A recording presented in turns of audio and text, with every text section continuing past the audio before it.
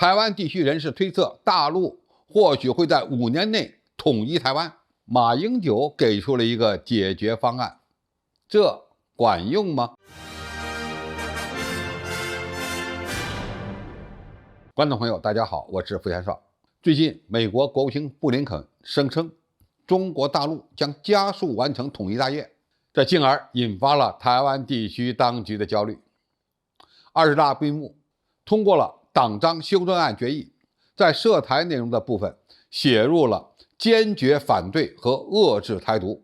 台湾地区的安全部门负责人陈明通甚至声称，大陆最快明年就会对台以战逼台，这意味着危机爆发的时间点只剩下几个月了。台湾地区防务部门负责人邱国正声称，20大后大陆对台政策会更强硬。还有一种观点认为，台湾地区当局现在最需要考虑的还是以台避战。在2024年台湾地区进行所谓的大选之后，很可能会迎来一个重要的契机。这么说似乎有一定的道理，因为基于民进党当局的台独主张，不认可9·2共识，当下两岸进行会谈的渠道基本中断，和谈的大门等于关闭了。针对台海未来5年可能出现的大变局，台湾地区前领导人马英九给出了一个解决方案：票投国民党，两岸无战场。马英九表示，美国、欧洲等世界各方看到俄乌战争之后，都担心类似的情况也会在台湾发生。兵凶战危是台湾要避免的。他借用中广董事长赵少康的话说，票投民进党，青年上战场。他还高喊，票投国民党，两岸无战场。马英九的确有资格这么说，因为他就任台湾地区领导人的8年期间，台海根本就没有出现如此危机的局面。国共领导人在新加坡还举行了会谈，被认为是大陆自上世纪80年代以来对台做出的最大让步。所以马英九开始质疑，为什么6年后两岸就到了可能要打仗的程度呢？显然这与民进党玩台独有关。马英九给台海和平开出的良药就是国民党回归，承认9·2共识，两岸继续维持不统不独的状态。现在的问题是，国民党还有可能成为台海和平的缔造者吗？首先，国民党重夺台湾地区执政权的可能性非常小。国民党过去有庞大的党产，即使如此，仍然玩不过民进党。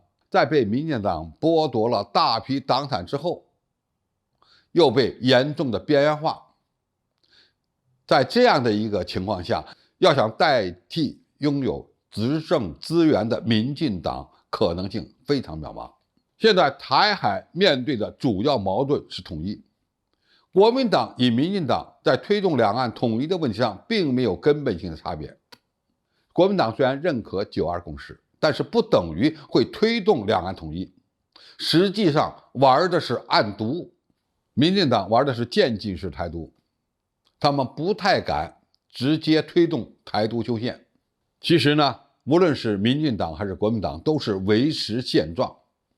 如果中国大陆也想维持台海现状，那么国民党执政对台海和平而言就非常有优势。